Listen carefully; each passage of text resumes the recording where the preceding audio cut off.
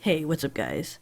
And welcome to part 2 of my Attack on Titan chapter 127 review, sort of. In my last video, I was going to have a section at the end where I read and replied to your comments, but I wasn't quite able to get there, so here it is right now. In this video, in case you don't already know, I'll be reading and replying to the comments that people left on my update video, where I asked you guys to tell me what happened over the past few chapters that you wanted to hear me talk about the most. Based on your guys' suggestions, I created a poll in my community tab, so I'm going to read your comments and give you guys my thoughts on these topics, starting with the ones that got the most votes. Now before I go any further, I of course gotta let you guys know that this video is going to contain spoilers, so if you haven't read the latest chapter, then what are you doing with your life? Seriously though, if you don't want spoilers, you might want to click on something else. If you're all caught up though, then let's get to it. So welcome everybody. I hope you're all doing well during these apocalyptic times. Speaking of the wall titans, no, of course, I'm talking about freaking coronavirus shit. Shit is real. Coronavirus. Shit is real. Coronavirus. Shit is catchy. Oh, get it? Catchy? Like contagious? Oh god, I'm stopping now. No, but seriously, just real quick, I do hope you guys are all doing okay and your families are okay, wherever you are in the world. I hope you're all staying safe and doing the right things to protect yourselves and your community from spreading this virus. This is no joke, you know? So I hope you're all doing what you need to be doing, following the guidelines, following whatever your state has ordered, and encourage your friends and family to do the same if they're not taking it as seriously as they should. We need to all do our part to help stop or at least slow this disease. Because even if you're young and healthy and you don't give a shit about anybody else, if you get into a car accident and they don't have a room for you in the hospital because of coronavirus, well, what are you gonna do? So it's super important that we all take this seriously and do what we need to do. Anyway, I just wanted to say I hope you're all doing fine, and I just wanted to encourage you to do everything you can to help fight this virus. It's the most important thing right now. Okay, and this was a PSA from DarkLogic Studios. But anyway, let's move on to Attack on Titan, where the world as we know it, coincidentally, is also ending. Hooray! So before we get started, let's take a look at the poll I mentioned a little bit ago. In this poll, I asked you guys what you thought my new discussion video should be about, and it got 108 votes as of this recording. Nice, guys. Based on your comments, the options were Eren's big reveal, i.e. the whole Attack Titan manipulating time thing, Ymir's origin story, the rumbling Annie, or Levi and Hanji. And the winner is, by far, Eren and the Attack Titan. So that's what you guys have chosen for the topic of my new discussion video, which will be out next week. And I'm really glad you guys chose this, because this is what I wanted to talk about the most as well. Thank you to everyone who participated and voted in the poll. I'm going to have more of these in the future, because I want to make sure I'm bringing you guys the content you want to see from me. So make sure to look for more of these for future discussion videos. So let's begin with Eren. I'll start by reading some of your comments. So A through Z fan said, talk about Eren being behind it all along. Mo Shah said, I would love to hear your thoughts on the biggest twist of the series in my opinion, when it was revealed that Eren was the one who influenced GRISHA to murder the Reese family, the future memories of the Attack Titan, etc. I really miss your reviews, best AOT review channel by far. Why thank you, Mo Shah. And Loritzen93 said, glad to have you back. You're the best AOT reviewer in my opinion, and the only one I'm actually subscribed to. Thank you as well, that is so nice. You guys are so awesome. So much has happened, it's hard to choose what you should talk about. Maybe you should talk about the memory time loop with how Eren influences his father. Then Devansu Charkaborty, I apologize if I butcher anybody's name, said, please talk about chapter 121. In my view, it's a masterpiece. It hammers down the point of Eren Jaeger's absolute will. In any other anime, the protagonist, when going down memory lane, as Eren goes down GRISHA's memory, gets a moral boost as he interacts with his past. But we learned in case of Eren Jaeger, he was abnormally motivated. He influenced/motivated GRISHA to kill the Reese family. AOT subverted my expectations right there. Hashtag AOT better than GOT. I totally agree with all of that. In fact, I never actually watched Game of Thrones, so I'm actually kind of glad now, since how it turns out. but I definitely was not expecting that either. So I did have a bit to say about this in my review, so let's check out that clip real quick and then we'll discuss this a bit further. In chapter 121, there comes a point when they are going through these memories when the line between the memory and Eren and Zeke's separate reality begin to blur. And this, my friends, is the moment in Attack on Titan that terrifies me more than anything else that's happened before. There is a moment when GRISHA appears to be looking at adult Eren while speaking to Eren as a child, in that famous scene where he shows Eren the key to the basement for the first time. I don't know how Isayama did this, but just the way GRISHA's facial expressions are drawn were already freaking me out. And then we see the full scene of GRISHA's attack on the Reese family, where we learn that he, in fact, did not just attack them. In fact, he didn't want to attack them. He literally couldn't do it at first. But then who talks him into doing it? Eren. Our very own adult Eren from the future is speaking to GRISHA in the past, demanding that he go through with it. After GRISHA kills the Reese family and steals the Founding Titan power, he is distraught, screaming into the sky, "Are you happy, Eren?" GRISHA then looks up to see Zeke standing in front of him. He gets up and embraces him, apologizing for what a terrible father he was, and telling him he loves him, and also telling him that he has to stop Eren. Okay, so since I'm going to have an entire discussion video about Eren and this topic, I'm actually going to save most of my thoughts until that next video. There's obviously a lot here to talk about, a lot to unpack, so if you want to hear more on what I have to say about that, make sure to come back next week.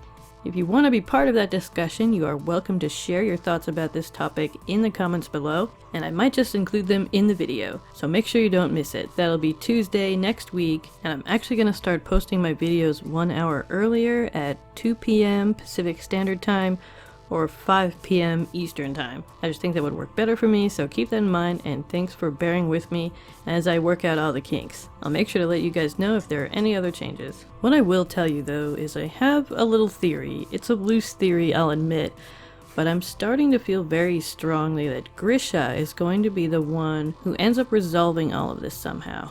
I don't know if anyone else has theorized about this possibility before. I haven't really been keeping up on what theories are out there anymore, but I just get on here and talk about what I think. But I just have a feeling, based on the fact that it's said more than once now in the story, referring to GRISHA, "You started this story, didn't you?" Remember, Kruger said that to him when he convinced him to carry on his mission, and now Eren is saying this to him. So really, what it's trying to suggest is that this story, this is not Eren's story, this is GRISHA's story. He began the story, and I'm starting to believe he will also be the one to end it. There was also that picture you guys probably saw that's supposed to be the final panel of Attack on Titan, and it showed a man holding a baby saying, "You're free." It didn't say who they were, and it's a pretty rough sketch, so it's hard to tell. I know a lot of people think that it's Eren holding his child, or maybe some unrelated Eldian characters. My first instinct when I saw this, and I'm surprised I haven't seen more people think this as well, is that this is GRISHA holding a baby Eren. The reason is because, well, it looks like them. I mean, it's hard to tell because it's just a sketch, but based on GRISHA's hairstyle and the hairstyle of the man in the image, it looks very similar. And the baby, well, I mean, it's hard to tell because it's a baby, but it does look very much like baby Eren, which is an image we've seen emerge all throughout the story, during various parts of the story. And I think it's a way of reminding us of Eren's humanity. So yeah, I'm convinced that this is GRISHA holding Eren, telling Eren that he's finally free. Why and how that could be, I'm honestly not quite sure. I haven't thought this theory all the way through, but basically, with the Attack Titan's ability to time travel now, we don't know what is possible. If Eren found a way to manipulate time in this way, then I think it's within the realm of possibility that GRISHA could do the same. I think we've seen in this story that time isn't linear, and the past, present, and future can kind of intertwine with the help of the Attack Titan. Now, we still don't quite know how Eren was able to do this, how he was able to go back in time and influence his father to kill the Reese family. We don't even know when he actually did this, if there is a when to determine. We don't know if he could do this on his own with the Attack Titan, or if he needed Zeke, and the help of the Founding Titan to accomplish this, if this is happening now. Like, we don't know anything yet, but I feel like because there was a period of time where GRISHA had possession of the Attack Titan and the Founding Titan, he could have had an opportunity, possibly while killing the Reese family, to manipulate time if he could figure that out. And with time not being linear, and with the possessors of Titans kind of living on within their hosts even after they die, who's to say GRISHA couldn't somehow go back in time from being dead to change things in the past? Who knows? Anything is possible at this point. We seem to be in some kind of crazy Terminator 2-like time loop. Anyway, so maybe that final panel is like some kind of alternate reality where GRISHA went back in time and changed things and saved Eren from himself.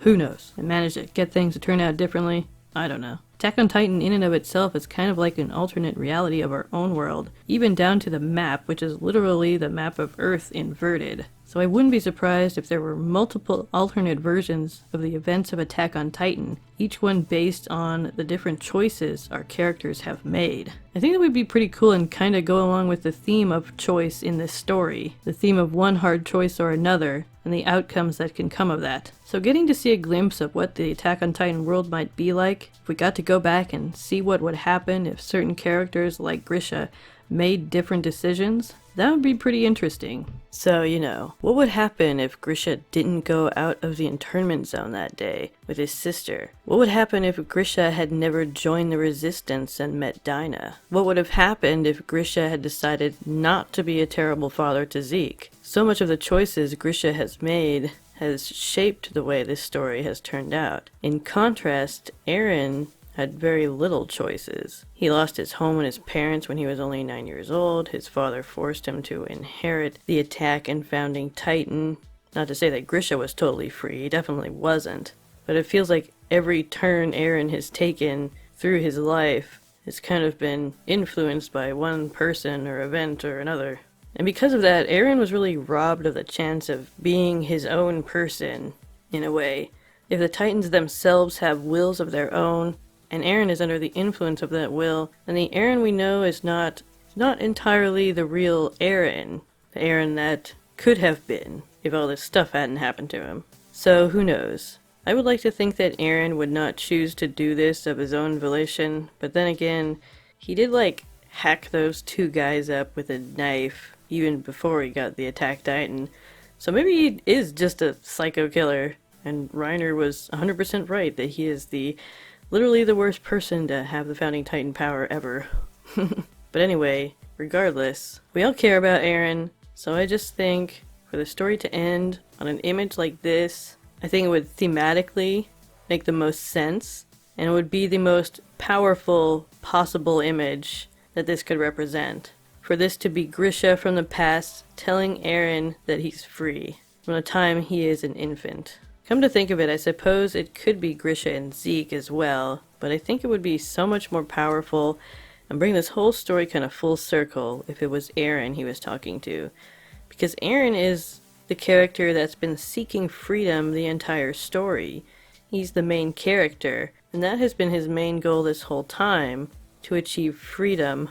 So if the story ends on an image like that, if it were GRISHA and Eren, I think that would be kind of perfect. But who knows? Anyway, those are some thoughts on that. Tell me what you think about this in the comments below. Could this theory hold water? Or am I reaching too far? I'm really curious to see what you guys think. And don't forget to come back next week for my full discussion video.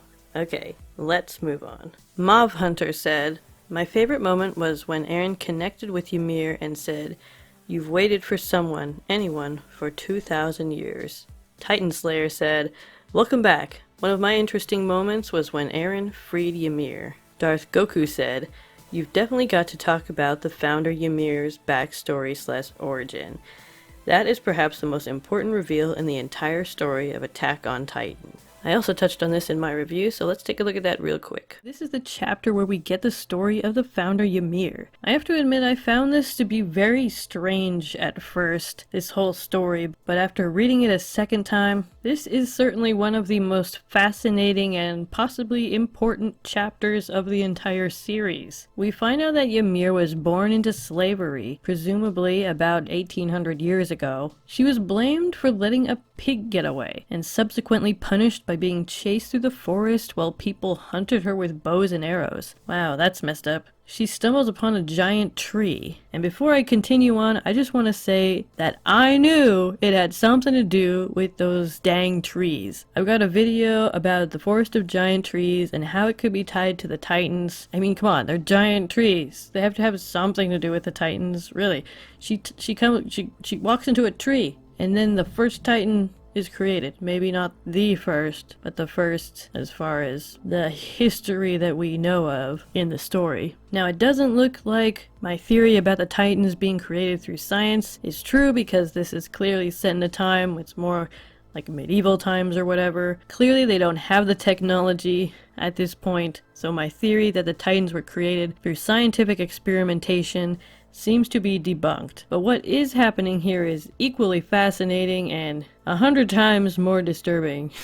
Anyway, she stumbles upon this giant tree and goes inside an opening in its trunk, and after falling into what appears to be a hole filled with water, is transformed into the first Titan, the founding Titan. Now, before she transforms, she appears to be taken over or infected by this strange creature. It almost looks like a nervous system. I had always assumed that this sort of imagery was of a nervous system because the spine was so significant to Titans being inherited and all that stuff. Clearly whatever is in humans that turns them into Titans exists in the nervous system and in the spinal cord. But now we have this image of this thing that like comes up and it attaches itself to her and goes into her body. Perhaps some kind of parasite or something, I don't know. But I get the feeling this is a thing. This is like not some kind of abstract imagery. This is a physical creature, a physical something that has imbued itself into this human child.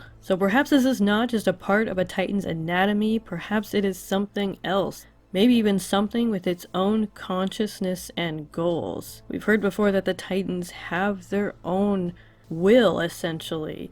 So maybe this has something to do with that. The humans that possess the 9 Titans don't just possess this weird power. What if they're infected by like some kind of parasite of some kind? Something that changes their anatomy and maybe even affects their minds. In fact, we know it does affect their mind because Eren is clearly affected by the Attack Titan's desire for freedom and its need to push forward and fight. And Reiner, who is the Armored Titan, coincidentally just can't freaking die. I don't know, maybe there's something to that. This definitely warrants further discussion, but we have to move on. So Ymir, the founding Titan, is born. She is very, very scary looking, with ribs sticking out and a skull for a face. Ymir, though now a powerful Titan, continues to be a slave to the Eldian king for some reason, and she, just as was shown in the scrolls GRISHA had examined while in the Eldian resistance on Marley, did indeed build roads, bridges, and cultivated their lands. She also helped them in their battles against Marley. So it appears that the stories on both sides were true. Surprise! I'm not surprised. The king was so pleased he decided to go ahead and get her pregnant. Oh yeah, that's cringy. But what that does give us is an image that feels very reminiscent of the scene with a pregnant Historia sitting outside in a rocking chair. Ymir ends up having 3 children with the king. One day, someone tries to assassinate the king, but Ymir sacrifices herself to save his life. Afterwards, the king commands his 3 daughters to eat the body of their own mother in order to inherit her Titan powers. Ew, gross. Creepy. Ew, jeez. Horrifying. And instructs them to pass on the tradition indefinitely into future generations. Fun. And in this scene we learn that Ymir's 3 daughters were the people that the 3 walls are named after. Maria, Rose, and Sina. Eren then, embracing Ymir, comes to be the one person that tells her for the first time ever, probably, that she actually has a choice. At the end of the chapter, we see this weird spinal cord thing again connecting Eren's head back to his body and starting to form the attack/founding/Warhammer Titan. What I also find interesting about this is that despite the fact that Ymir was an adult when she died, the version we see of her when she interacts with Eren and Zeke is of her still as a child, in the same form she had when she stepped into that tree before becoming a Titan. It's almost as though who she used to be was somehow trapped in this place when she was taken over by the Titan power or whatever that spine creature is. So if this creature or whatever attaches itself or imbues itself into a host's spinal cord and nervous system, I guess we now know why it is that you need to specifically ingest a person's spinal fluid in order to become a Titan. Something I am a bit disappointed in, though, is the lack of explanation for why she was turned into a Titan in the first place. I'm hoping we will have more information about this before the story is over, but I feel like the forest of giant trees are going to come back into play at some point. Now you guys might remember that we have gotten hints that some kind of yeast has something to do with the Titans, maybe. There is a theory out there about this too. Now assuming that this yeast is involved in making humans into Titans, which I think it must be, otherwise why would it be significant? Why would they put it on an info card like that? I mean, come on. This is yeast. Yay. Next I can make an info card about like flour or something. Like they can have one for each like ingredient to make cake and then teach us how to make cake in the end. But anyway, I think it's safe to say that this yeast is probably likely got something to do with not just the Titans, but these giant trees as well. Something about this yeast, it doesn't just like preserve things for a long time. Yeast can make things bigger. That's the whole like thing for the theory, I guess. Now this is totally unscientific, but we know that yeast is alive. It's a fungus. And this thing, this creature that Ymir came into contact with when she fell in the water, it looks kind of like it could be a fungus. Now fungus can take on just about any kind of weird shape. Most of us are familiar with mushrooms. But there are lots of types of fungus out there, and I did a Google search to see if I could find any fungus that looked similar to this thing, and I did. They call this fire-spawned or pyrophilous fungus. And in an article, which I will link below, in case anybody feels like reading it, it says that this fungus lives inside other organisms, like moss, and the reason it's called fire-spawned is because it is often the first new life forms to emerge after a forest fire. So that's something interesting to think about. What do you guys think about this? Was Ymir infected by a giant yeast monster? Tell me what you think down below. Alright guys, well as usual I ended up talking too much and I have run out of time. So we are going to stop this video right here and I will have the rest for you sometime this week. So make sure to hit that notification bell so you don't miss it. I'll have it before my discussion video. I hope you guys enjoyed this video. If you did, leave it a like and subscribe if you haven't already. And I will see you next time. Peace.